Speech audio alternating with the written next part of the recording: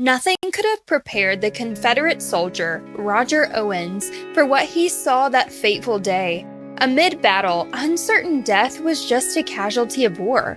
But with the unnamed corpse lying a few feet ahead, he wasn't sure what was more frightening, the creature standing guard or the corpse without a face. But before we begin, if you love cryptids and want to learn the full story, both the legends and the facts delivered as a narrative story, then this guided tour is for you. Crawl on over and tap the subscribe, like, or review button depending on where you watch or listen. Now, keep your wits about you and stay alert. The tour is about to start. I'm Elaine, and you're touring cryptids across the Atlas.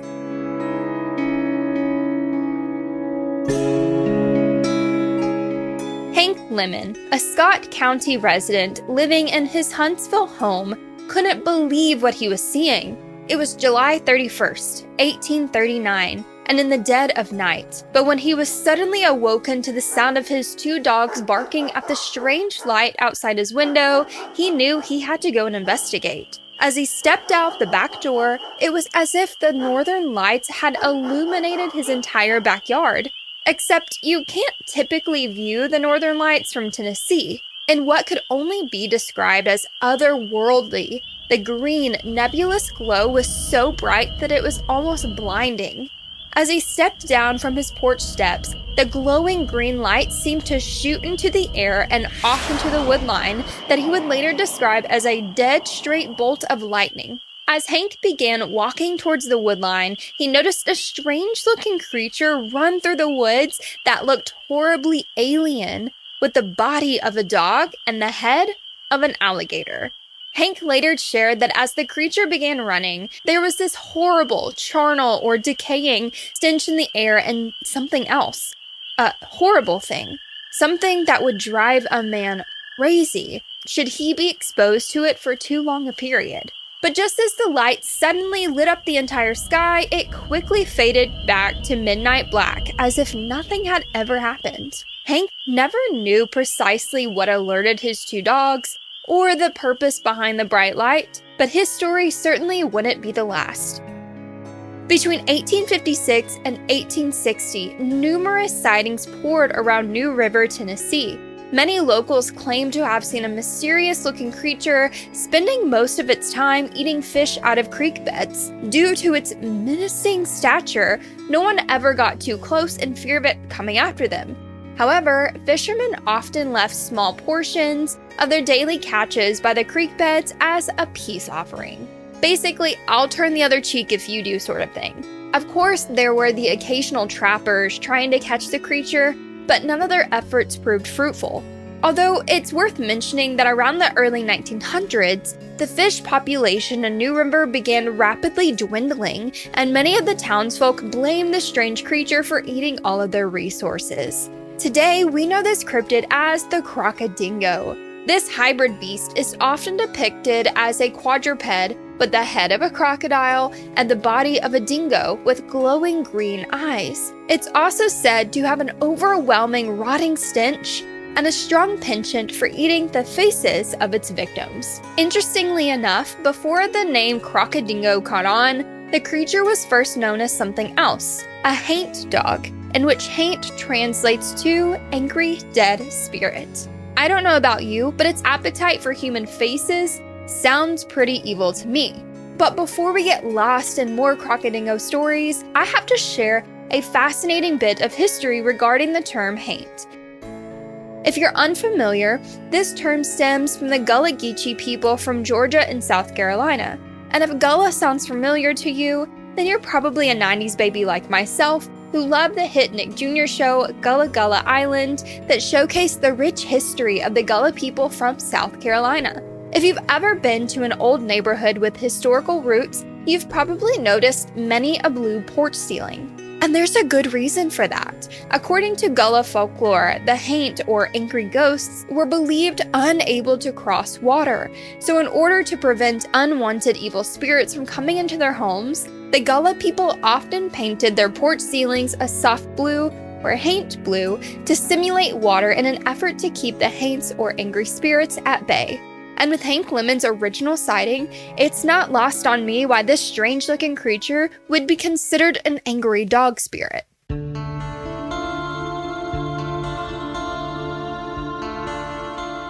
So how did the name Crocodingo come about? Obviously, dingoes aren't native to America, and hate dog seems like a pretty legit title. Well, we can thank an Australian man named Curiel Allen Brown, or at least we can thank his father.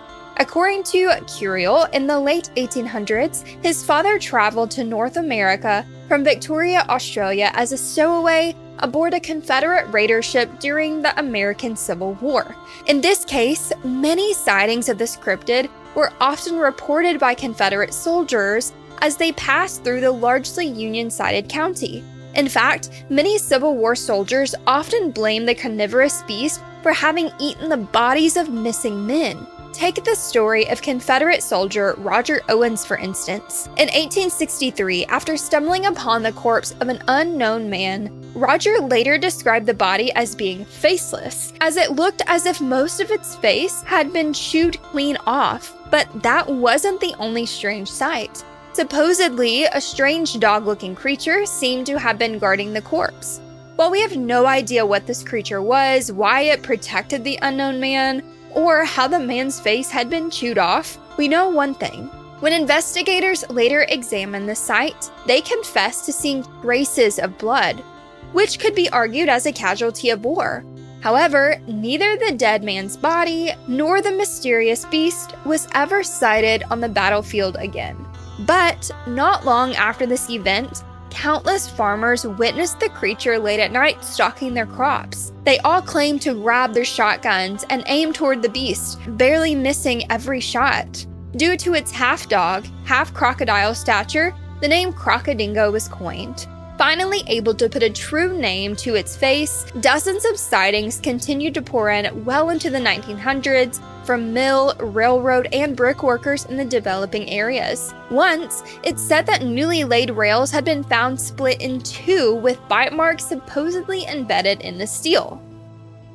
While original sightings date back to the early 1800s, the most popular sightings were later reported in 1925 with the introduction of the Oneida sewer system. Hearing strange sounds coming from the storm drains after significant rainfall, people immediately blamed the Crocodingo. Sewer workers even shared their accounts of hearing alien-like howls echoing through the tunnels. If you ask me, it is very reminiscent of the strange noises heard in the Bornean caves from the racer snakes we covered a while back. Locals even reported finding manholes mysteriously uncovered by daybreak.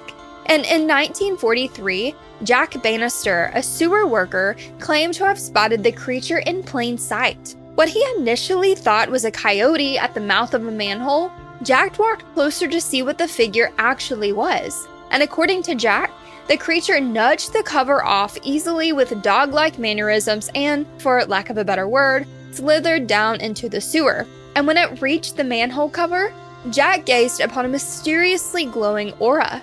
In his words, it looked like a mangy wolf with a strange alien head similar to an alligator or a crocodile. But sightings didn't stop there. Locals have reported sightings of the Crocodingo well into the late 1900s. With these sightings, different theories also began to popularize. One is that it's less cryptid and more alien in nature. To me, Hank Lemon's original sighting sounds a lot like the Hopkinsville goblins we covered a while back. Some Tennessee residents believe that the Crocodingo was merely, and I quote, a product of genetic engineering created based on experimentation by an alien race and dropped from their spacecraft when the containment of the creature proved too difficult. End quote.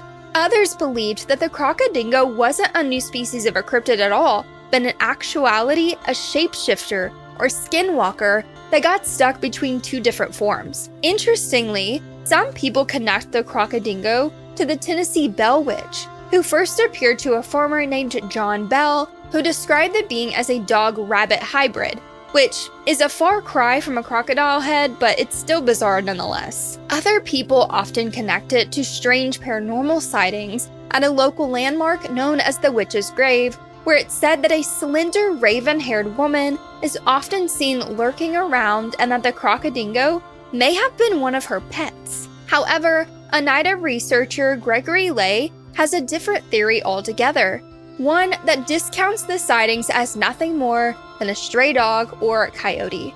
In Gregory's words, "This Crocodingo thing is just a product of mass hysteria. These folks see what they want to see, that's all I can say. I believe there's more croc than dingo to our beast." Gregory's theory may have more merit than some of the others. Could the Crocodingo be an alien from another planet? Or has a science experiment gone wrong? Could it have Navajo ties or be the result of a witch's spell? While we can't officially rule out any of these theories, no matter how strange some of them may seem, Crocodingo sightings may not be so distant after all. On June 16, 2012, two workers on break at a local theater noticed something peculiar ahead. Standing there with their mouth agape, it looked like a coyote had crawled out of a manhole. As they turned to look at one another, they agreed to investigate the area further. However, once they arrived at the uncovered manhole, the beast seemed to have vanished into thin air.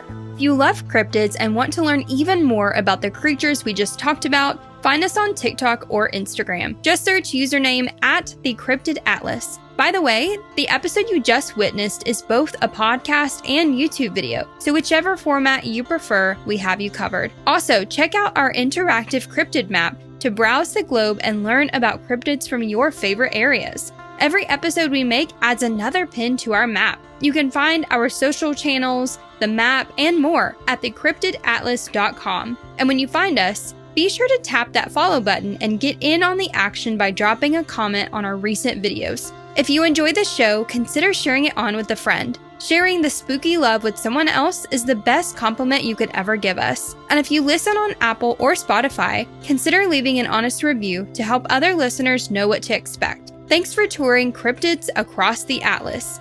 Until next time, keep your eyes open.